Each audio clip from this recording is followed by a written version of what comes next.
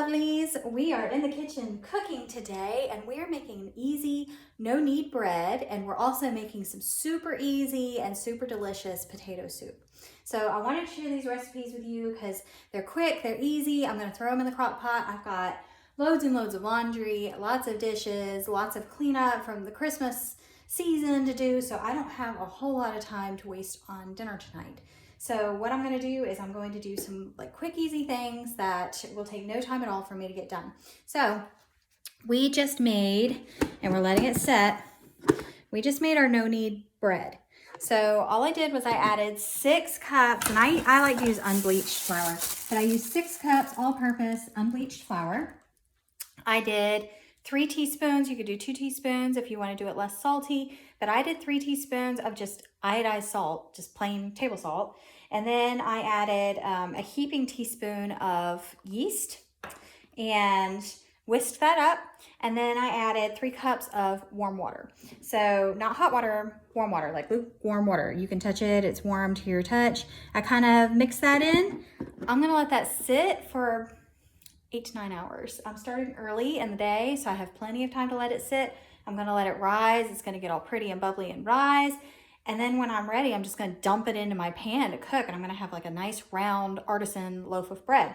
So to go with that today, and Leah's playing with what's left of the dough off the spatula, aren't you, baby? I love dough and slime and anything that's sticky. Yeah, so to go with that, we're going to be making a super easy potato soup. I've got most of my ingredients out for it. I think I actually left my, I need to get a couple pieces of bacon. But anyway, here we go. So let's make our super easy potato soup. So I'm gonna make all of this in my big old crock pot. I put a liner in it because I don't wanna have a big messy crock pot. This thing's heavy, right? So you can get any brand, it does not matter. Get the, let me come around here. There you go, diced hash brown potatoes. Some say southern style, some might say cubed, I don't know what your stores will say on them, but you want these adorable little squares of potatoes. So whatever they're called on your end, that's what you get. I'm gonna take a whole bag, I'm gonna dump it in the crock pot. Easy. Okay, that's gonna be my potato base. You can, I'm gonna go here, grab my onions. So you can use fresh onions if you want. It'll be tastier if it's fresh onions. I ain't got no time and I don't want to be crying, cutting up fresh onions. There we go. This is good. Ariana's showing you her dough. I'm gonna pour in, I like mine really oniony and flavored. The smaller these are, the better, which is again why I like using the bags, because my sizes are like all over the place when I try and dice up onions. So I'm just gonna throw those frozen diced onions in there. Alrighty then. Easy so far, right? Okay, now I'm going to use cream of chicken and cream of mushroom soup.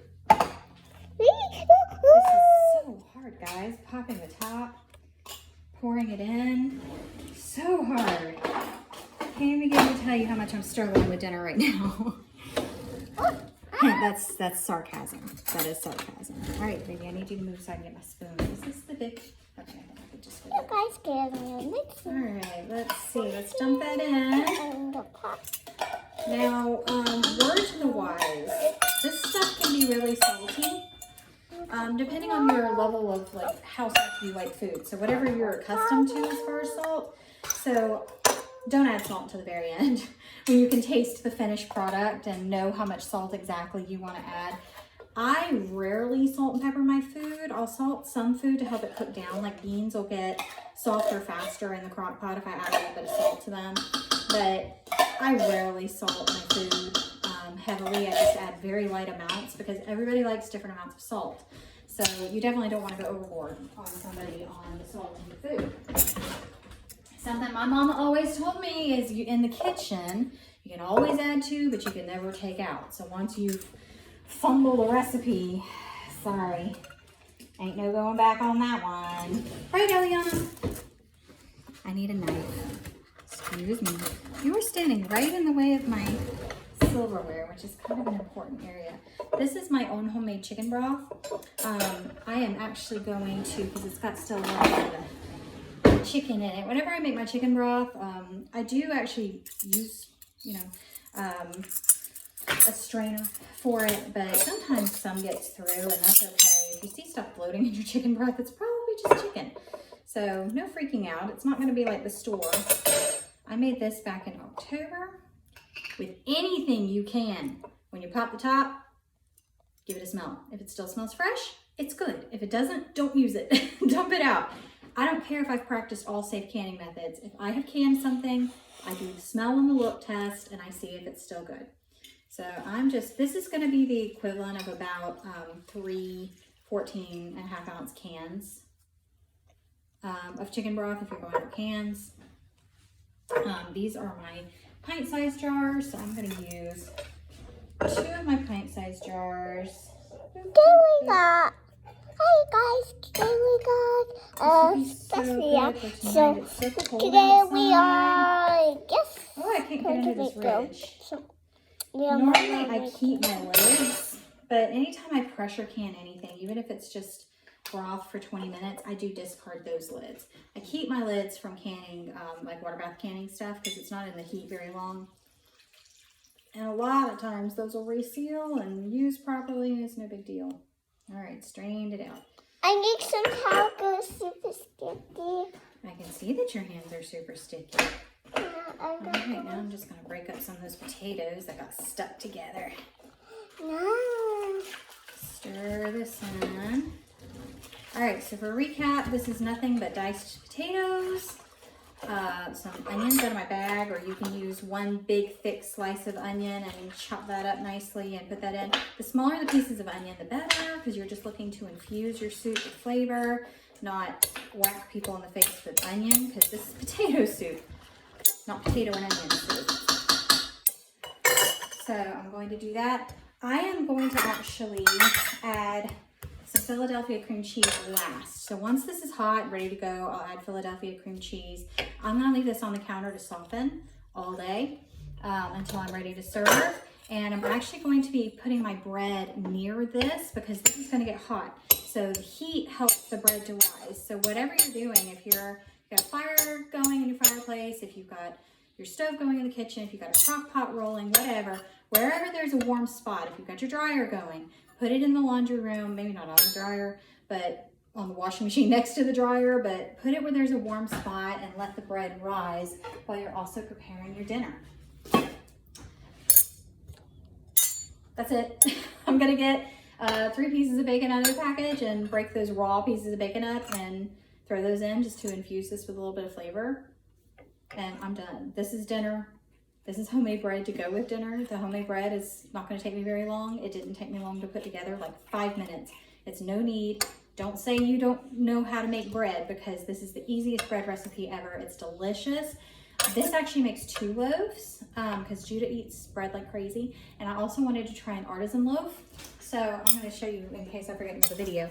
I got some fresh rosemary from the store. I'm actually working on growing my own herbs in my kitchen. I've got to get my little herb kit thing that I got for Christmas open. But anyway, I am going to, when I do my second loaf, because I'm going to do my first loaf normal, rosemary bread and potato soup. This doesn't sound good. But my second loaf, I'm going to put a couple sprigs of rosemary on a baking sheet on top of parchment paper and put those in the oven with the bread, because that'll actually infuse the bread with a really light rosemary flavor without hitting you over the head with rosemary flavor like in the bread. Now you can chop these up and add them to your bread, and I'm sure it'll still be delicious. Personally, I like to do things that just kind of lightly, where you're eating it and you're like, oh, what's that flavor? I know I've smelled it before, I tasted it before, it's so good.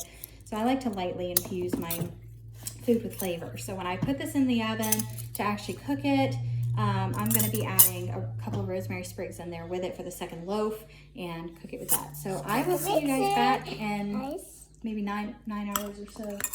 Whenever I start adding things to the soup and finishing that up, and I can show you how the bread looks. So have a great day. See you in a few hours. Hello. So it has been all day. It's now late. We've enjoyed several bowls of this soup. It is delicious soup. I put some cheese on top of mine. This is going to be my third bowl in the past like 4 hours of soup, and I wanted to show you how pretty the bread is. I left this one a little doughier because the other one was like really hard, and it was really hard for me to cut through, which is fine. I like crispy bread and I like doughy bread, but this is more like a sourdough when you leave it a little bit doughier, and I like that. And I have here's some rosemary, because I put rosemary down in the pot with it, not on it, but actually next to it, and as it expanded onto the rosemary a little bit. So this is going to just lightly flavor this bread. So there's my delightful bread that I'm about to cut and have with my soup. It's just a nicely seasoned rosemary. I painted it with some olive oil infused with butter flavor, and I'm about to enjoy a piece of that with my soup. So I just kind of wanted to give you an update, show you that. You can hear my pressure canner going in the background. I've got 7 quarts of ham going in that because I cooked a whole ham today as well that I had taking up room in the fridge. And we didn't actually eat any of it. I have 7 quarts of ham going in the pressure cooker here, and it will be done in the next few minutes. I actually couldn't monitor it while the kids were asleep, and it had just fallen down below the 10-pound marker, and this wasn't jiggling. This needs to be jiggling at least 4 to 6 times a minute for it to be at the right pressure. See, there it goes again. Isn't it pretty? I love the sound of the jiggle. And it wasn't doing that when I came out, so I'm going to have to leave it in for at least another 20 minutes for the time that I was back with the kids to account for that, because I wasn't babysitting it. So anyway, I'm going to enjoy my soup. My makeup's like all messy now because it's been all day and it's in my creases and stuff, but I am going to enjoy my soup. I'm going to enjoy my bread. I hope you guys give this recipe a try. Let me know if you like it, if you've tried it, what you think of it, and I'll see you another time. Have a great night. Bye.